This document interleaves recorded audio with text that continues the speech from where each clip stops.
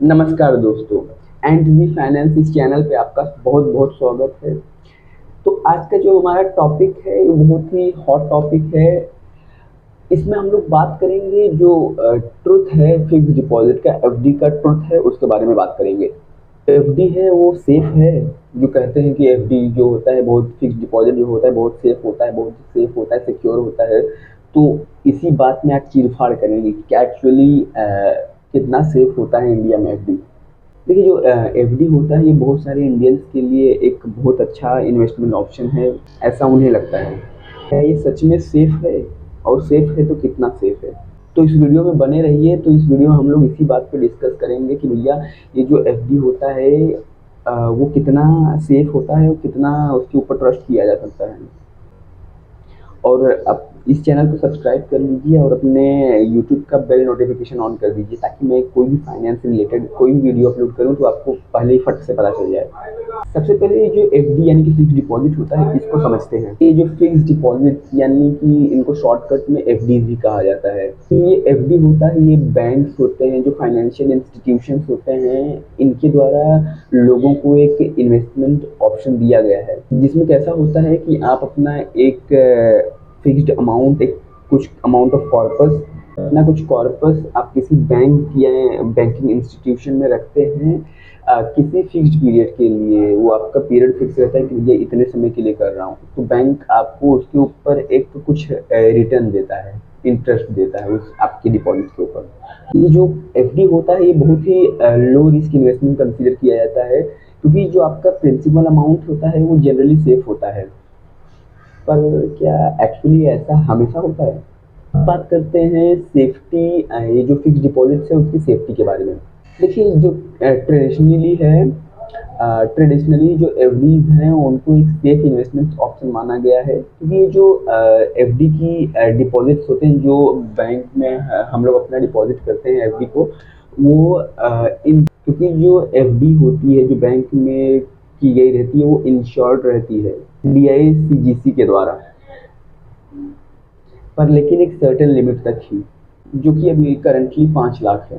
इसका मतलब ये होता है कि अगर आपका बैंक आपके डिपॉजिट्स के साथ कुछ घपला कर देता है या तो आपका बैंक कोलैप्स कर जाता है, फेल कर जाता है, तो आपका 5 लाख तक का अमाउंट आपके बैंक अकाउंट में, आपने जो एफडी करा, मतलब जो आपने एफडी करा के रखा था 5 लाख तक का रुपए, वो सेफ है, वो इंश्योर्ड है। लेकिन अभी ये कहानी तो अभी शुरू हुई है, अभी आपको पूरी बातें तो नहीं पता है। अब बात करते हैं इंटरेस्ट रेट और इन्फ्लेशन के बारे में।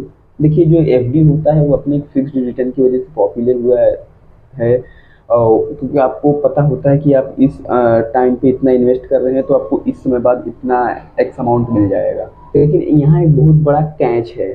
जो एफडी के रिटर्न्स होते हैं ना वो भैया बहुत बार तो इन्फ्लेशन को भी नहीं बीट कर पाते हैं। अभी कुछ बैंक्स जो स्मॉल फाइनेंस बैंक्स हैं वो लोग एफडी पे ज़्यादा इंटरेस्ट रेट प्रोवाइड कर रहे हैं, अप टू 9%, लेकिन आने वाले समय में एफडी का जो इंटरेस्ट रेट है वो और भी गिर सकता है। तो भैया अगर आप एफडी में अपना पैसा रखते हैं तो इस बात की 100% गारंटी है कि आप अपने पैसे की वैल्यू को लूज करेंगे। ये 100% श्योर है कि आप अपनी एफडी में अपने पैसे को लूज करेंगे क्योंकि इन्फ्लेशन अगर 7-8% की स्पीड से बढ़ रहा है और आपके एफडी का रिटर्न जो है वो 6-7% की स्पीड से आ रहे हैं, आप जनरली आप नेगेटिवली ही ग्रो कर रहे हैं। तो ये तो 100% श्योर है कि एफडी में आपका पैसा डूबेगा ही डूबेगा। भले इसका वो बैक्ड बाय गवर्नमेंट है, लेकिन इन्फ्लेशन को मीट नहीं कर रहा है ना भैया, तो ऑटोमेटिक उसकी परचेजिंग पावर कम हो रही है। अब बात करते हैं टैक्सेशन, जो एफडी के ऊपर जो टैक्स लगते हैं उसके बारे में बात करते हैं। देखिए एफडी करते हैं तो हमें जो टैक्स लगता है ना उसके बारे में भी जानना बहुत ज़्यादा जरूरी होता है। आपका जो भी टैक्स स्लैब है उसके ऊपर डिपेंड करता है कि आपका जो एफडी से इंटरेस्ट मिला है उसके ऊपर, तो एफडी से जो इंटरेस्ट मिला रहता है उसका सिग्निफिकेंट पार्ट आपको टैक्स में देना पड़ जाता है। अब बात करते हैं लिक्विडिटी और प्रीमेच्योरिटी के बारे में। देखिए एफडी आपने करा रखा है बैंक में, सपोज 10 लाख का, आपको कभी जरूरत पड़ गई किसी इमरजेंसी की वजह से, वो आपको एफडी तोड़नी पड़ी और आपको बैंक ने बोला था कि आपको 7% इंटरेस्ट पर एनम मिलेगा, तो आप अगर अपने एफडी को प्रीमेच्योरली विड्रॉ करते हैं तो उसके ऊपर आपको पेनल्टी लगाई जाती है बैंक द्वारा। जो आपका इंटरेस्ट होता है उसके ऊपर पेनल्टी लगती है। तो ये ओवरऑल आपका रिटर्न जो आ जाता है अगर आपने प्रीमेच्योर विड्रॉ कर लिया तो बहुत ही लेस रहता है। अब बात करते हैं कि एफडी का ऑल्टरनेटिव, मतलब आप एफडी अगर नहीं करना चाहते हैं तो आप क्या कर सकते हैं।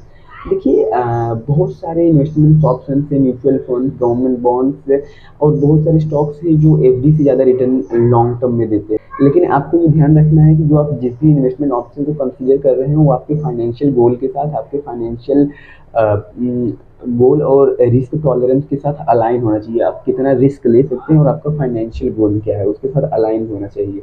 तो अब बात करते हैं इस वीडियो का कंक्लूजन क्या है। ये जो फिक्स डिपॉजिट होती है वो इंडिया में सेफ कंसिडर की जाती है थैंक्स टू DICGC, जो कि इंश्योर्ड रहता है अप टू 5 लाख। लेकिन बुरी बात ये है कि भैया इसके रिटर्न्स मेनली बहुत बार इन्फ्लेशन को भी बीट नहीं कर पाते हैं।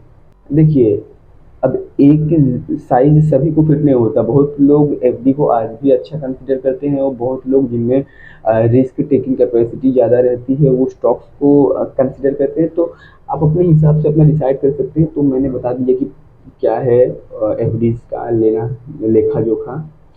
तो मिलते हैं किसी और नेक्स्ट वीडियो में ऐसे ही किसी फाइनेंशियल टॉपिक के ऊपर। तब तक के लिए टाटा बाय बाय, जय हिंद।